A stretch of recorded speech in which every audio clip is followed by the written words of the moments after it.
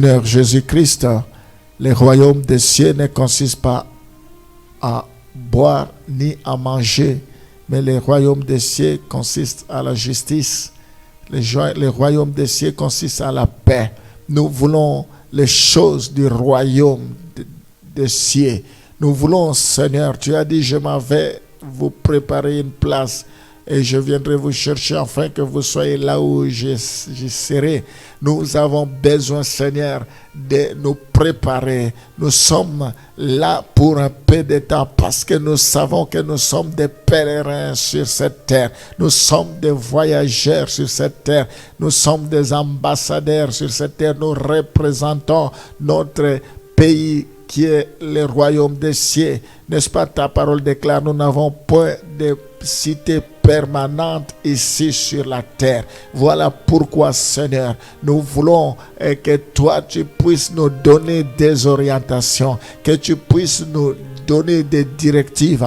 Nous voulons que tu puisses nous encourager, que tu puisses nous relever, que tu puisses nous affermir par rapport à ta parole. Nous voulons que tu puisses nous donner le pain quotidien, ta nourriture, qui est comme du miel, qui est comme du lait pour nous, Seigneur, qui nous permet de grandir, qui nous permet d'affermir nos os. Fais-nous grâce éternelle. Nous voulons que tu puisses nous accorder tes bontés. Étends ta main. Bénis la journée d'aujourd'hui. Prépare nos cœurs. Seigneur, nous nous attendons à toi. Nous ne voulons pas faire des choses par habitude, mais nous voulons les faire par révélation. Nous voulons, Seigneur, nous abandonner entre tes mains. Viens à notre secours. Parle-nous, Seigneur. Je prie pour que tu commences par me parler et parler à tous ceux qui m'écoutent ce matin. Tu as un plan merveilleux pour chacun d'entre eux, Seigneur. Tous ceux qui prêteront oreille à ces paroles soient visités, soient touchés, quel que soit le lieu, quel que soit le moment qu'il suivra, quel que soit le temps qu'il consacrera à t'écouter. Visite-les, touche-les, Seigneur, répands l'onction. Je crois que tu es un Dieu qui agit de loin tout comme de près. Ta parole est puissante. Ta parole, c'est comme un marteau qui brise les rocs. Ta parole, c'est comme une épée à double tranchant. Ô Père, maintenant, dans le nom de Jésus, nous t'avons ainsi prié. Amen. D'où vient le péché dans le monde? Nous allons lire quelques passages avec vous. On va commencer dans Genèse chapitre 2, le verset 16 à 17. Ensuite, on lira Genèse 3 et on va terminer dans Romains chapitre 5. Nous allons commencer Genèse chapitre 2, le verset 16 à 17. L'Éternel Dieu donna cet ordre à l'homme. Tu pourras manger de tous les arbres du jardin, mais tu ne mangeras pas de l'arbre de la connaissance du bien et du mal, car le jour où tu en mangeras, tu mourras. Nous voyons ce passage est en rapport avec l'origine du péché dans le monde. Le péché est entré dans le monde par l'acte de désobéissance d'Adam et Ève au commandement de Dieu. Nous voyons quand Dieu avait créé l'homme et la femme. Il les avait placés dans le jardin d'Éden. Ils avaient tout ce qu'ils avaient. C'était un lieu de délices. Il y avait tout. Alors, c'était un paradis pour eux. Dieu leur a dit, vous pouvez manger de tout ce qu'il y a dans le jardin, sauf l'arbre de connaissance du bien et du mal. Mais tu ne mangeras pas de l'arbre de la connaissance du bien et du mal, car le jour où tu en mangeras, tu mourras. Mais l'homme, malgré qu'il était heureux, malgré qu'il avait tout, malgré que tout se soumettait à lui, parce qu'ils avaient une certaine autorité, pouvoir, une supériorité, c'est l'homme qui nommait les noms des arbres, de tout ce qui avait les animaux. C'est lui qui les assujettissait, c'est lui qui dominait. Donc, l'homme a désobéi, il n'a pas fait ce que Dieu lui a demandé de faire. il a mangé l'arbre de connaissance du bien et du mal, ce qu'il ne fallait pas faire. Et c'est là que le péché est venu. Nous pouvons voir également dans Genèse chapitre 3, pour compléter, c'est la même chose. Le serpent était le plus rusé de tous les animaux des champs que l'Éternel Dieu avait fait. Il dit à la femme, Dieu a-t-il réellement dit, vous ne mangerez pas de tous les arbres du jardin?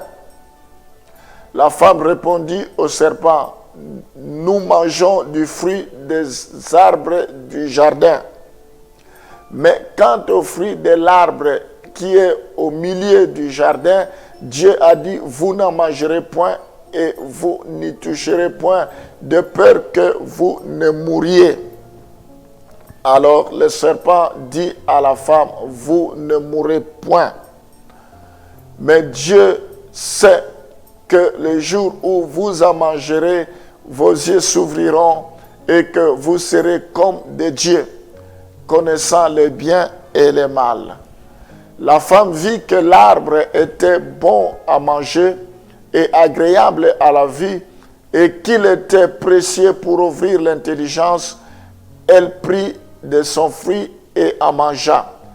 Elle en donna aussi à son mari qui était auprès d'elle et il en mangea. Ce passage nous parlait toujours de l'origine du péché. Nous voyons que le serpent était l'animal le plus rusé. Il est venu tenter, il est venu séduire Adam et Ève. C'est parce qu'ils ont cédé. Aujourd'hui, nous avons tendance de condamner Adam et Ève parce que c'est suite à leur désobéissance qu'aujourd'hui nous subissons. Mais nous devons réfléchir. Je pense que si nous étions aussi à leur place à cette époque, on aurait pu faire aussi la même chose. D'ailleurs, aujourd'hui, nous continuons à pécher. Ce n'est plus Adam qui pêche, ce n'est plus Ève, c'est nous. Quand nous désobéissons à la parole de Dieu, quand nous n'obéissons pas à ce que Dieu nous demande de faire aujourd'hui, si nous ne mettons pas en pratique la parole de Dieu, nous ne sommes pas différents d'Adam Ève qui a péché hier. Aujourd'hui, c'est nous qui continuons à pécher. Donc, nous voyons que ils n'ont pas bien compris la parole de Dieu. Ils se sont laissés manipuler par le serpent, par le diable. Ils se sont laissés séduire par le serpent. Donc, nous devons, il est important que nous comprenions la parole de Dieu. Nous ne devons rien retrancher, rien ajouter. Il est important que nous puissions mettre la parole de Dieu en pratique. Allons prier pour que Dieu nous fasse grâce. Seigneur, ce matin, nous comprenons, à ce moment précis plutôt, nous comprenons que le péché est universel. Il a atteint tous les hommes et toute la création par hérédité.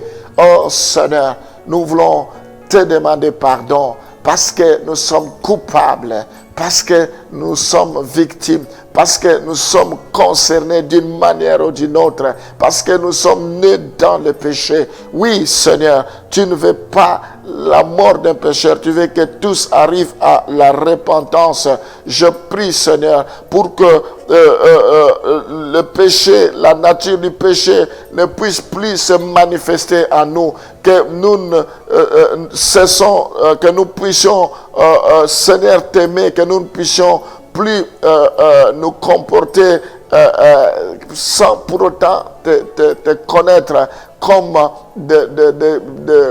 des ignorants. Je prie, Seigneur, pour que nous ne puissions pas céder à la convoitise des yeux, à la convoitise de la chair, à l'orgueil de vie. Que nous ne puissions pas céder aux tentations de la vie quotidienne. Je prie pour que nous ne puissions pas te refuser, de pouvoir t'accepter, Seigneur. Fais-nous grâce.